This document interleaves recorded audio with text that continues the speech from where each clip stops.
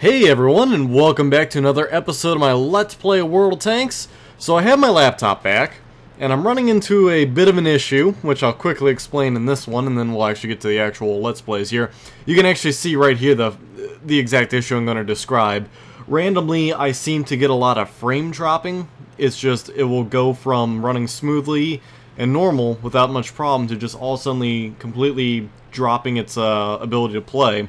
And it drops down to single-digit frames like this, whereas normally it runs upwards of, I don't know, I can get it up to about 50 frames a second, but then randomly, intermittently, it'll just drop to 10 frames a second with no rhyme or reason behind it. And I really have no explanation for it. I mean, I'm looking at all different stats on my computer, and I mean, I'm trying to watch it all. It looks like my temperature's fine, my, all my voltages look fine, all the temperatures are fine, everything seems to be running fine. Just the load, the GPU usage percentage just stays steady and then drops. And then kicks back up, and then drops again, and then kicks back up, and then drops again. And it's just random. As you can see, I get the periods of nice smoothness, it's running great, and then it'll just drop out to nothing. I've tried, you know, troubleshooting all different variations of different levels of which I could play this game on. I've tried varying all different sorts of things, and I can't seem to figure out what it is. And it's not overheating, it's not throttling that I can tell, but it seems to be limited to World of Tanks, too. So it's really weird. I've opened a ticket with World of Tanks, so luckily I've been working back and forth with the World of Tanks crew, so hopefully they'll eventually come up with something here at the moment, but I have yet to get any sort of results. Also, that was a really nice lucky shot. I just squeezed right through those rocks into the guy's turret. But as you see right now, it's actually relatively smooth, but as it'll start to drop here eventually, and you'll see it slow down again. But anyway, so the only thing, if anyone's able to help me troubleshoot this thing, is I finally got my laptop back. They upgraded my graphics card from a, what is it, a NVIDIA GTX 570M to a NVIDIA GTX 675M, and then that's all they did was they upgraded that, and apparently they shipped it back to me, and it's working, and that was their fix. So now I'm here. I had this issue with my computer not wanting to properly run, so I can't really seem to figure out why it's doing this sort of slowdown. I've tried it in other games. You guys have seen the EU4 game, if you guys have been watching that. That's all done in my computer on the other on this computer without any slowdown, so I'm not really sure where it's coming from.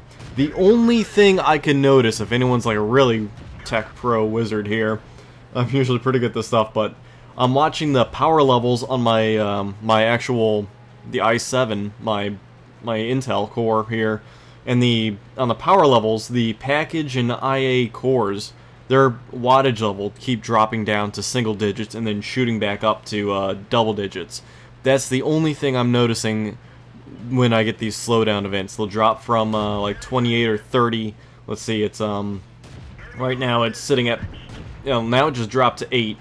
8 for package, 3.5 for IA core, and then once the slowdown's over, it jumps right back up to 20 something. Was it about 20 something? And once this kicks back up to normal speed, I can let you know. Oh man, so yeah, like I'm troubleshooting with you all over the course of my videos. Gotta love it. It's kind of I feel bad that, you know, this is what's happening, and I don't know of any solution I can use or come up with at the moment. And it seems to be no rhyme or reason. Okay, so now it's back up and it's 27 and 20 as the package and IA cores respectively. So the only thing I can come up with is it's something to do with the multiplier for the Core 0 clock. So who knows? It just started happening when I got this laptop back, which was corresponding with you know, 8.10 had already come out, so I don't know if it's an 8.10 issue. I don't know what it is, but I've run benchmarks and everything's run smoothly. I've run other games and they've run smoothly, so I don't know what it is, if it's a compatibility issue with tanks, or if it's something to do with just my computer, or what. So I really don't know. But anyway, this battle's wrapping up, and that was actually a fantastic battle right there, where we just had a crap ton of damage and 5 kills in the little Chi-He. So let's go ahead and move on to another replay here, and we'll continue and actually talk about the game instead of my computer issues. So apparently I've done surprisingly well in the Chi-He, and I don't really understand why, but I've actually, for being a light tank with not exactly the best matchmaking, this thing doesn't seem to do too bad at all. It seems to be actually relatively effective.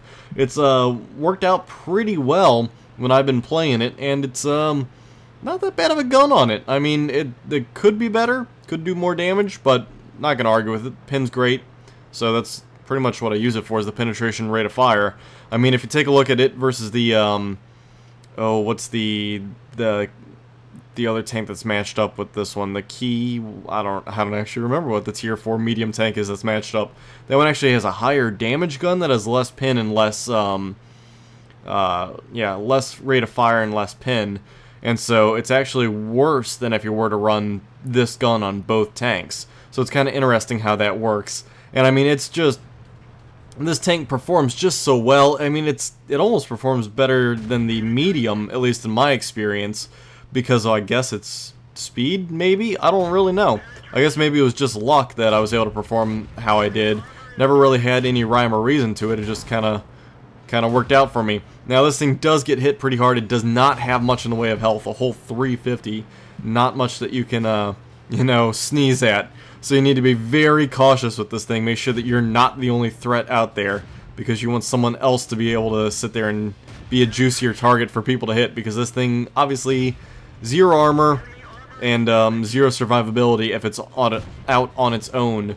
So it's one of those things where you got to pay attention to, got to watch. And yeah, it's almost like a, you could use it effectively as a passive scout, probably without much issue at all. But if you get it into a position where you're kind of top or middle tier, it can actually sit there and be a long-range fighter as well. If you get on the right part of a hill, able to use your gun depression and everything else to your advantage, you can actually do pretty effective stuff with it. Now, that saying, you got to really look at where you're on the matchmaker. If you're at the bottom, you need to be passive scouting. If you're at the top, well, you can use it as a long-range sniper. It really comes down to you and realizing your role at the time and what you're going to be doing there. So that's something it takes a little bit of training that you need to figure out. I mean, it's constantly a problem where you always see, and I mean, I fall into the same trap all the time, where the low tiers really need to be scouting for the higher tiers due to the damage that they can put out. But I mean, I'll find myself in low tiers all the time where I'm like, I don't want to scout even though I'm a medium. And so, yeah, it doesn't really work out that well. So it's one of those things where you got to really learn your role. But actually, with my computer having the issues, I haven't had much time to play tanks because I'm constantly troubleshooting, trying to get this thing working and trying to make it not, you know, screw up. So, God only knows if I can get it working here at any point in time. Actually, I kind of, knock on wood, set the, I'm using a throttle stop as a program to set your core rate. Oh, never mind, I lied. The moment I did that, it just dropped. So, anyway, nothing's working. Gosh darn it. I don't know what to do with this thing. It's kind of aggravating. Because, yeah, it means that it makes it much more difficult to actually record tank stuff. I guess I'll play around with the settings again and see if I can't. I don't know. If I underrun the game, maybe, then I'll have a better performance. I had it running somewhat well when I did that before, but it still is having the frame dropping issue, so I'll play around with it, figure it out. But now I'm actually running it like almost completely maxed out, and it runs at 50 frames a second when it's not, you know, sitting here twiddling thumbs with this this issue with the, what is this thing, the multiplier for the clocks. So I wonder if it's actually a core issue. I might try and tweak something here in the next recording here. Oh wow, holy crap, I finished the battle. So that was another battle there where it was one of those kind of had to hold back and then my team started capping and it worked out for me. Wow, I didn't even realize that was how that battle went. But yeah, I mean, not bad for a little tier 4 light being able to hold a flank pretty much on its own. So anyway, we'll jump into a final battle here. I'll actually tweak one thing and see what happens with the this computer. Alrighty, so this is probably an all Chi-He battle, or all Chi-He video. It just is what it is, because that's what I have a lot of recordings of that were actually pretty good recordings. But yeah, so the Chi-He is clearly one of my favorite tier 4 Japanese tanks. Seeing as there's only two, it's probably my preferred one of the two. But anyway, so what I did to try and fix the computer was I actually went into the affinity for the World of Tanks process and turned off Core 0 because I hear that helps. And alas, no such luck. And I mean, people will be like, well, turn off your triple processing. Well, I turned that off. That doesn't help either. I think it has something to do with, I don't know, some unknown element. If anyone else has any ideas, I'm all ears because I can't seem to figure it out. But alas, I digress. Anyway, so at the top tier, this thing is actually very fantastic with its very quick rate of fire, its ability to, oh yeah, also if people are asking, I did disable the mods, I did a fresh install of the game, I did a fresh install of the drivers. Believe me, I went through all the typical troubleshooting stuff. So that's already been covered. Anyway, back to this game. So yeah, the rate of fire on this thing for its tier is actually remarkably good. Especially with the penetration rate that this thing has, getting a, what is it, 87 pin with 75 damage. That's really good. That should go through pretty much everything on the board, even the Matilda, because the Matilda is 75 armor. So if you're hitting it flat on, you should be alright. And the Hetzer's the only problem if you're aiming at him in poorly, and he's at a very proper angle to you. So just takes a little bit of work to get the right angle that you need. Like that, I probably hit him too low, but right where he's at, well, maybe I am having a little trouble going through him. But once you get that flat angle on him, you can go right through his bottom, no problem. If you know where to aim on it, you just go right at his bottom plate. Otherwise, you just got to play around a little bit. You'll go right through it, no problems. A Hetzer has what? Hold on. Yeah, it has 60 armor. I had to go and look close. I can't really read it. It has 60 armor. So, when that slope comes in effect, it's a little bit troublesome, but not too bad. Nothing that, you know, I couldn't defeat right there by just wailing on him time and time again. Again, the rate of fire on this thing is, I think, what really sells it along with its penetration. Now, it's just a normal penetration rate. It's nothing spectacular, nothing major, you know. And, of course, this, if I'm not mistaken, I thought that, ooh, took a nasty hit from the Lee there. The Lee, now, as long as you aim properly on him, you shouldn't have a problem going through him either. And he has that, you know, that gun that only faces one direction. Now I'm sitting here, I'm just pegging where he was. I lost track of him, but I thought for sure he would have stayed there at least a little bit longer. But there he goes, he reappeared, and that was going to be pretty easy to take care of if I could just not, you know, shoot randomly and actually hit him for once. Can't do it all. So I got an 82 behind me somewhere. Got an M3 Lee in the city somewhere. Now I just need to make up my mind as to where I need to go and what I need to do to defeat them. So, I've taken only one hit, so I have pretty good armor.